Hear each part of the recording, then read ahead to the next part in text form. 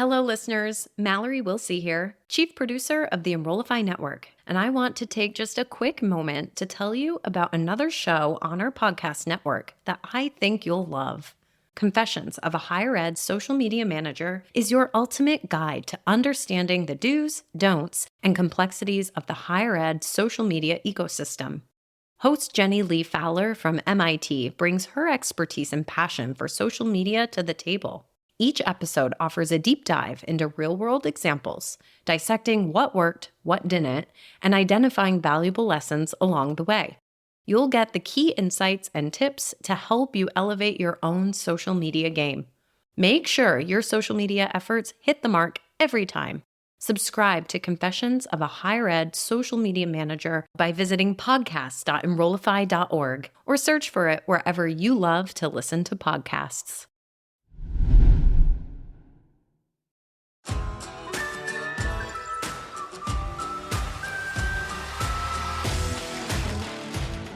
Welcome to The Application, a podcast focused on actionable takeaways to help you level up your marketing and enrollment management game. I'm your host, Dr. Allison Turcio, Assistant Vice President of Enrollment and Marketing at Siena College. Join me every Tuesday for discussions with some of the best minds in higher ed marketing and enrollment management. The Application is part of the Enrollify Network, a robust collection of podcasts designed to help higher ed professionals like you grow. Explore our other shows at enrollify.org or check out some of my personal faves linked in the show notes below. Enrollify is made possible by Element 451, the leading AI-powered all-in-one student engagement platform, helping institutions create meaningful, personalized, and engaging interactions with students. Learn more at element451.com.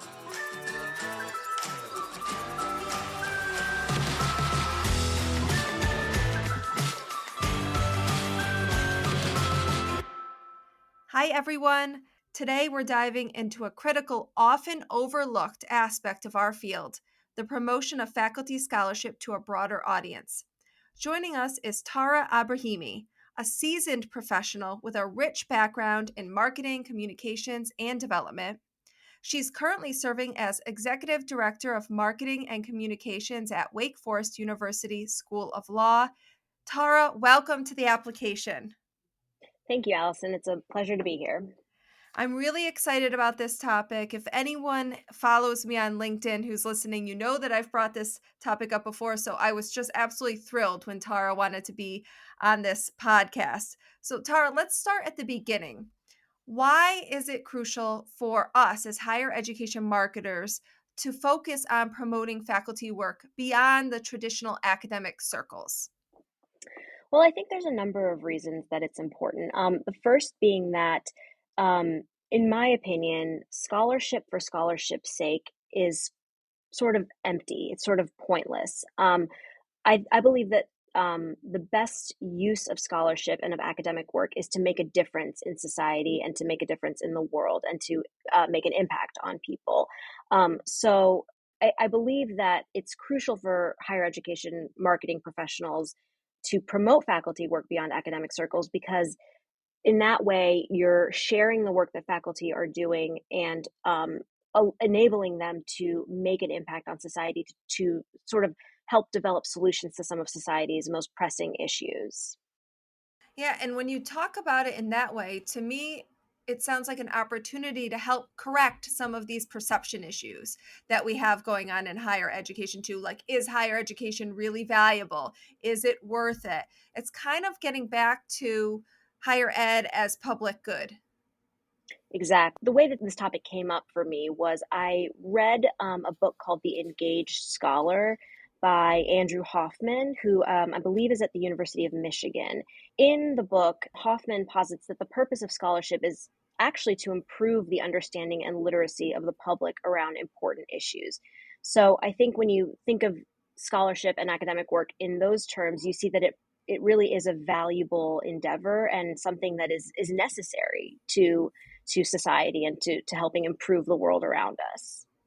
And of course, in doing so, raises the reputation of the institution that these faculty are doing the research at too. Exactly. So it's really like multifold because the scholarship is then making an impact on society. It's also raising the profile of the scholar himself or herself, and it's helping to sort of create brand awareness and raise awareness of the institution. So there's really three sort of purposes. I always love when it's something that's happening anyway, and what more can we get out of it? Because the research is happening anyway. Professors are doing it as part of their getting tenure, maintaining tenure. They're doing it as part of research grants that they're getting. So this is work that's being done anyway. And to me, it makes sense. Let's leverage this as a larger opportunity. Exactly. The work is already being done. I think it's really just a matter of how do we repurpose and repackage the work, because one of the one of the key sort of aspects of this is that the scholarship that faculty create and initially, it's not necessarily accessible by a wide audience because it's very esoteric, it's very niche. So how do we kind of take that work that they're doing and make it more accessible to a broader audience? Yeah, and accessible in terms of what you're saying, the language and the topic, but also not everyone has access to scholarly journals and those networks. We are privileged to work at higher education institutions, so we have access via our libraries to this information, but it's not available necessarily to the general public, right? Exactly. So how can we get this out there? So let's talk about the how. Well, actually, first, let's name the barriers. What are some of the barriers that we as marketers face and faculty might face in making their scholarship more widely available and impactful to a larger audience? So I think there's a few different barriers. One of the barriers, one of the biggest barriers, is that academia is built on a very specific incentive structure that doesn't necessarily align with the work that marketers are trying to do. What I mean by that is, there's this whole system of tenure and promotion. The inputs that go into that are academic publishing and scholarly publishing, as opposed to creating works that are accessible to a broader audience. So, if I'm pre tenure as a faculty member, my focus is really going to be on getting into those scholarly journals, doing research that's academic in nature and not necessarily, writing an article for a blog, because that doesn't really help my case when I'm going up for tenure or promotion for that matter. So that's one of the biggest barriers. And that's something that Hoffman talks about a lot in his book. He actually says, we need to sort of to push to rethink the incentive structure in academia, but that's a whole other conversation and something that we as marketers don't really have much control over. So that's one of the big barriers, is how do we sort of get people to care about this when it's not really benefiting them in terms of their tenure and promotion goals. Another big barrier, obviously, is time. Faculty members are putting a ton of time, a ton of energy into this research, into their scholarly work. They're burnt out by the time it comes to repurpose and repackage the work that they've already done. They're sort of done with that piece of the project, and they don't really want to revisit it or try to create something that's more accessible to broader audiences. And then of course there's the financial resources as well. Sometimes it takes money to make these projects happen, and not every institution has access to, endless amounts of money to maybe create a podcast or work with a PR company to get, a book out in the world. So those are some of the barriers that I've seen. What's our role? What's our role as marketers? How can we help to make this happen in the face of those barriers?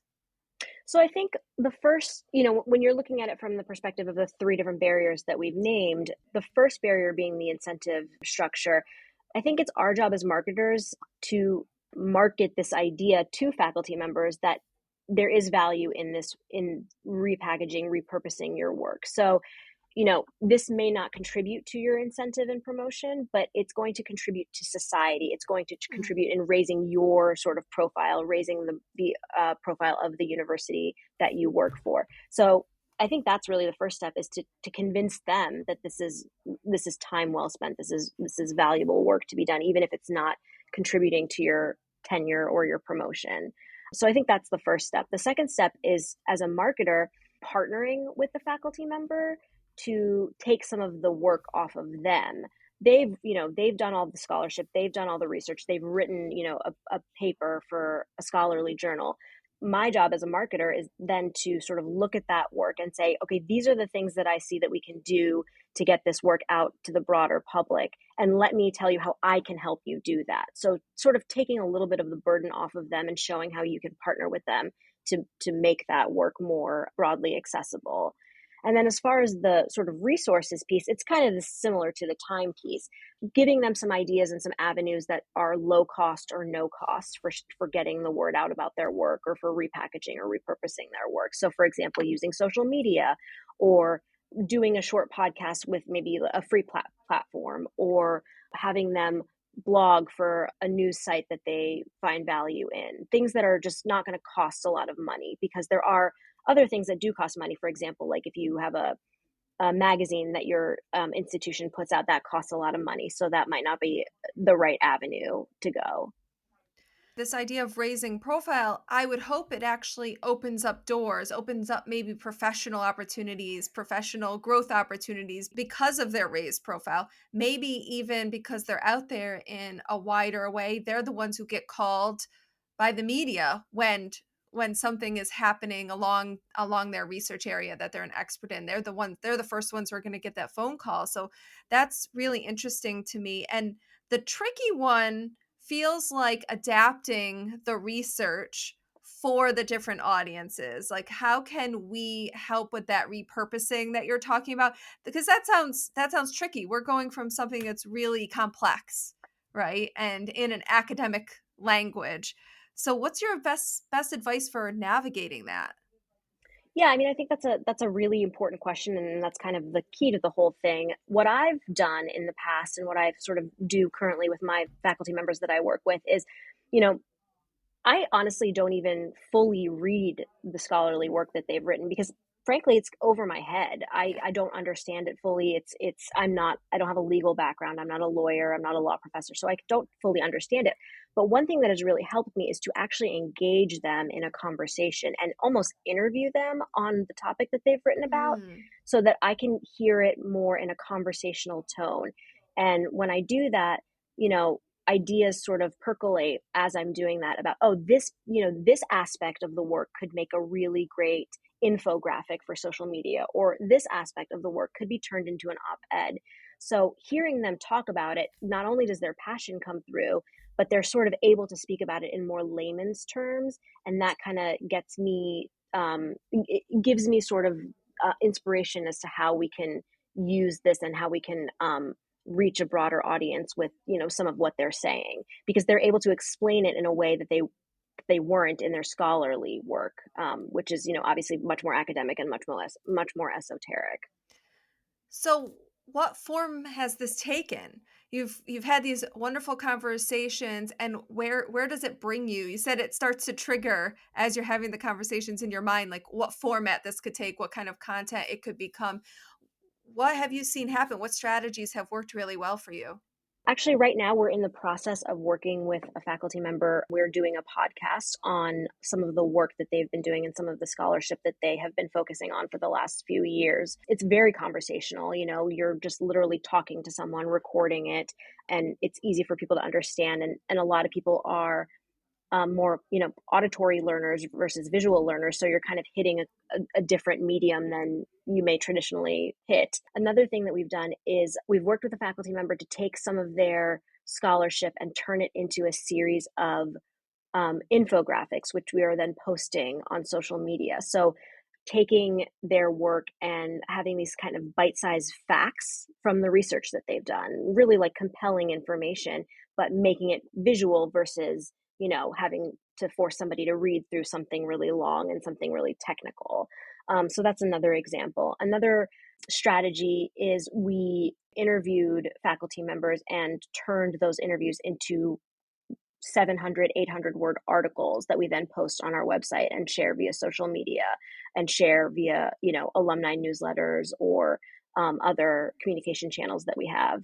So there's a lot of different ways to do it. Those are just a few things that we've done, but we're always thinking of new ideas and coming up with sort of new strategies to reach different folks. One of the things that we hope to do is to actually take faculty work and create sort of like a an abbreviated booklet, an actual hard copy booklet, which summarizes the work and then send it out to various media outlets to sort of show that, this is some of the incredible research that's coming out of Wake Forest Law. These are some of the experts that we have on our faculty, should you ever need to call upon an expert. So it's kind of a good way to kind of whet the media's appetite and remind them that, we've got an expert on criminal law, we've got an expert on environmental law, things like that. Well, I love the idea, and I love this theme of showing versus telling, because I can just see how it's molding the academic reputation of an institution when you're taking this approach, but you're not telling. You don't, it's not like a slogan about how high quality the academics are, right? That's not what's happening. You're not saying that you have the top scholars at your school. You're saying it by showing it. So you are. I don't mean to say you're not saying it, but you're not. It's so much better than like ad copywriting. It's Exactly. really proof in the pudding and showing everybody. I love the idea of sending that to media. I think something like that might even be repurposed for prospective students, that are interested in going to your institution, because it really, you don't know which ones that's their thing, the research necessarily. Well, if you do, definitely those students should get that. But it starts to make them think differently about not just getting a law degree, perhaps, but what they might be able to contribute to the field Exactly. in And terms of research. absolutely. And who are you going to be studying with? Like these 5 faculty members are, doing this incredible research, they're doing this incredible work, and you have the opportunity to come to this law school and learn with these experts in their field who are on the cutting edge of the scholarship in criminal law or environmental law or, gender studies or what have you. So that's a great point. I think that again goes to this whole idea that this one work that a faculty member has Yes. worked on has then many purposes and has been sort of reused and repurposed across these different audiences and these different channels and these different needs. Yeah, it could really humanize it. Really, I love that you're using video to put a face to it. I mean, it just there's such a stark contrast between reading a journal article, right, and seeing a faculty member sort of light up and be showcasing their passion and explaining their research in a really conversational tone that is accessible to other people. I sort of love that contrast.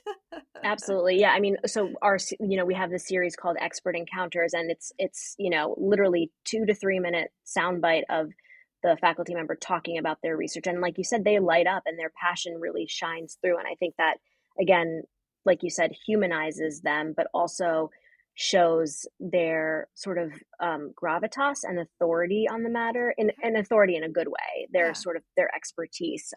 But it is digestible and it's quick and it's an easy sort of way to touch down on the work that they're doing. Hey, it's Allison from the Application Podcast. Exciting news. I'll be at the Engage Summit in Raleigh on June 25th and 26th, and I'd love to meet you there. Hosted by Element 451, the Engage Summit is where AI meets higher ed. Sessions will focus on cutting edge AI applications that are reshaping student outreach, enhancing staff productivity, and offering deep insights into ROI. This is not your typical conference. Trust me, I went last year and it was amazing. Think of it as a strategic summit where you'll learn from the best about leveraging AI and digital strategies in higher ed marketing. Imagine 2 days filled with hands on sessions, real success stories, and the chance to network with top minds in the field. You're going to leave with practical, transformative takeaways as you learn how AI fosters a more personalized, efficient approach from recruitment all the way through student success. Oh, and the best part, the Engage Summit is incredibly affordable. Tickets are just $150 a person, but wait, it gets better. Use the discount code Enrollify50 at checkout and you can register for just $99. This early bird pricing lasts until March 31st. So join me and many of my fellow Enrollify Network creators at the Engage Summit this coming June. Learn more and register at engage.element451.com. We can't wait to see you then. It feels to me like collaboration is absolutely key to making this work between the faculty and the marketing department. How's that going? What have you learned from that? I think it's going really well. I think, I am still relatively new in my position. I've been here for about a year and a half. So not super new, but new enough. Um, and the the most important thing in terms of working with faculty is gaining their trust. Um, n- and what I mean by that is they sort of need to know that you can take their complex work and parse it and understand it and make it accessible to a lay audience.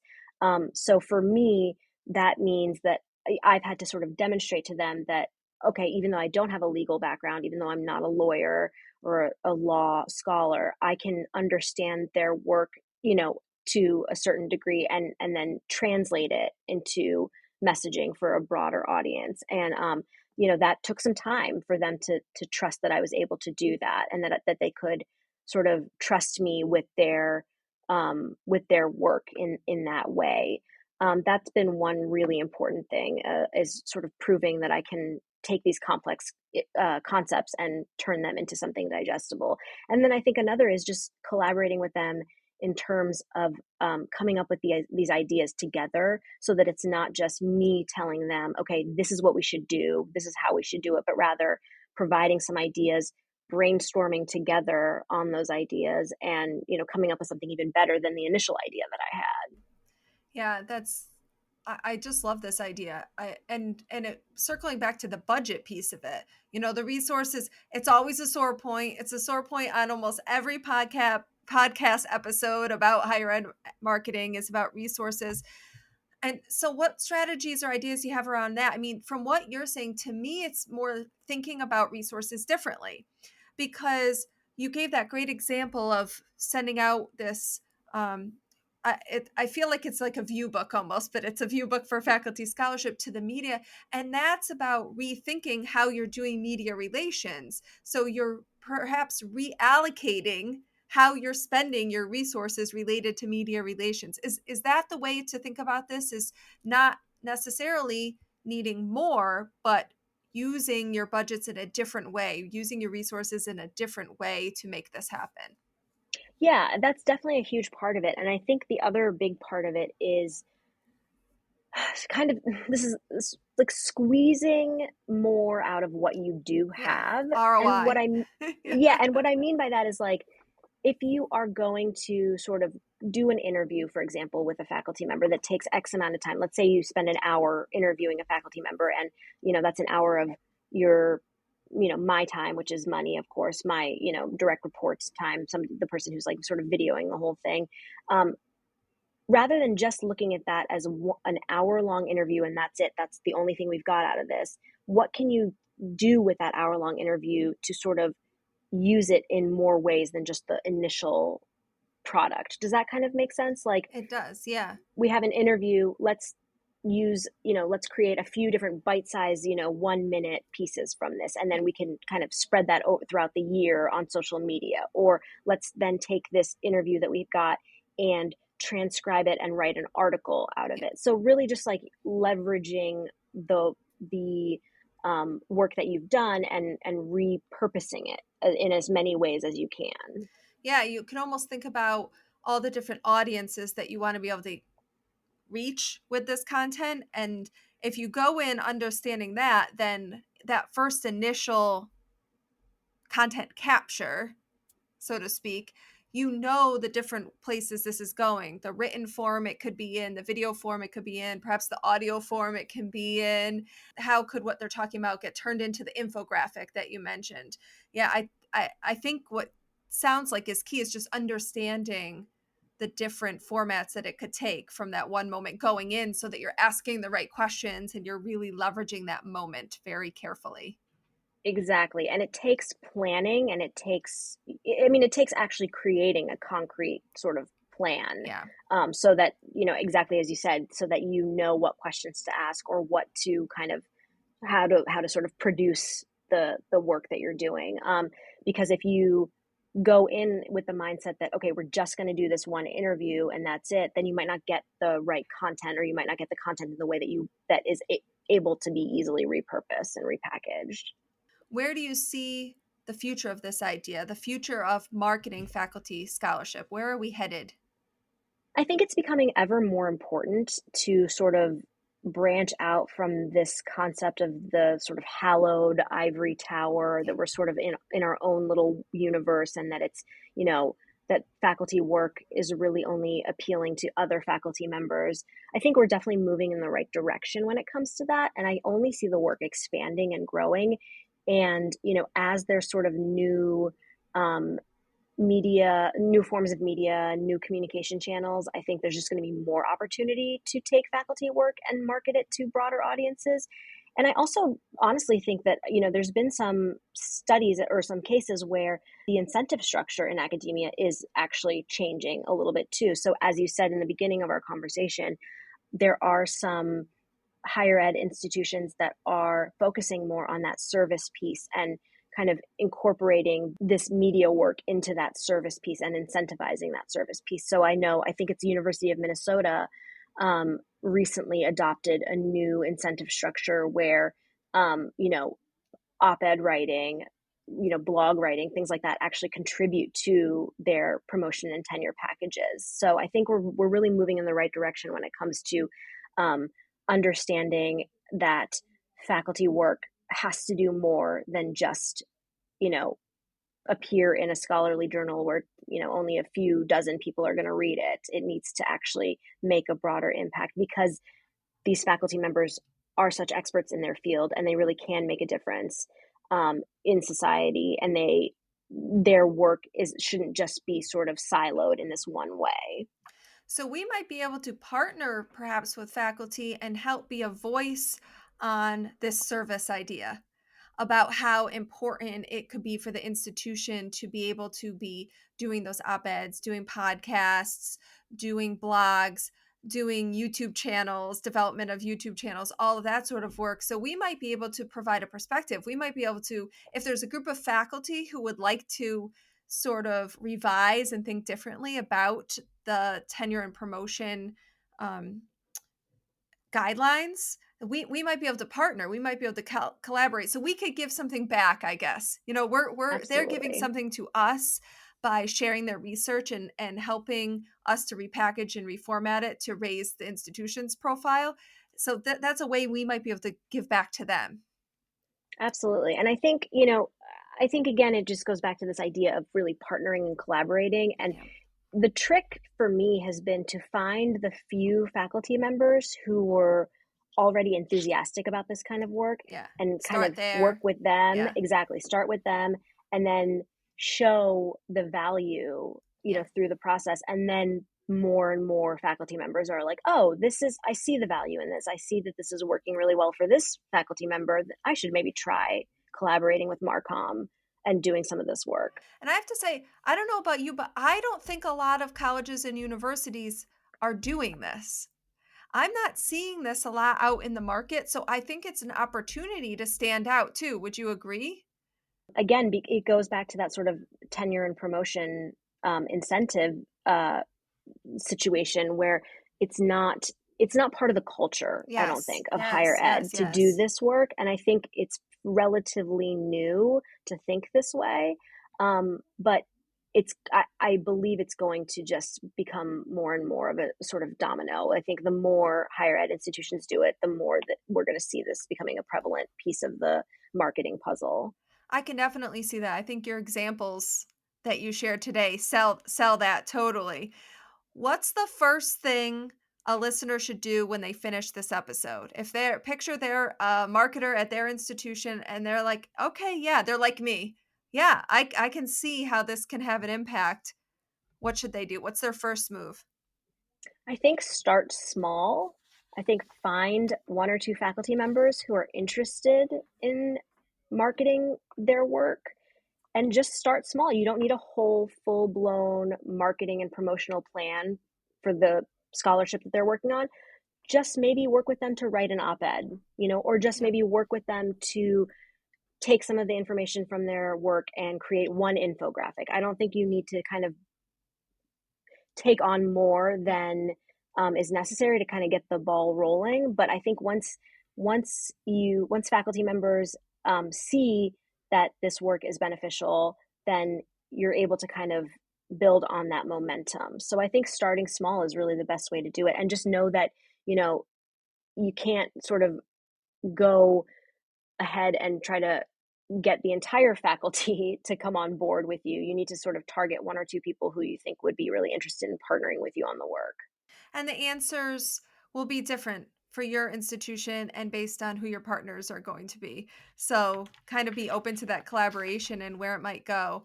Tara, thank you so much. This was a really cool topic to explore. I thought your insights shed light not just on the why, which we talked about in the beginning, but also the how of amplifying academic work. So thank you so much for joining us on the application. Absolutely, Allison. Thank you so much for having me.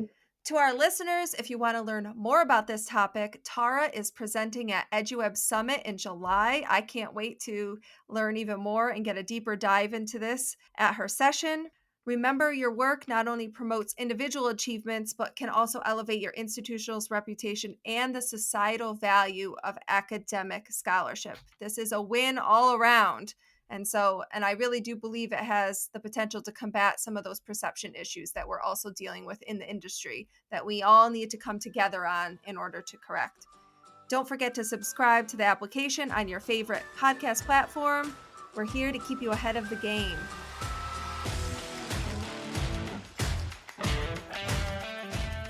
The application is part of the Enrollify Podcast Network. If you like this podcast, chances are you'll like other Enrollify shows too. Our podcast network is growing by the month, and we've got a plethora of marketing, enrollment, and higher ed tech shows that are jam-packed stories, ideas, and frameworks, all designed to empower you to be a better higher ed professional. Our shows help higher ed marketers and admissions professionals find their next big idea, and they feature a selection of the industry's best as your hosts. Learn from Jamie Hunt, Seth Odell, Day Kibbolds, Jeremy Tiers, and so many other of your favorite higher ed leaders. Enrollify is made possible by Element 451, the leading AI-powered all-in-one student engagement platform, helping institutions create meaningful, personalized, and engaging interactions with students. Learn more at element451.com.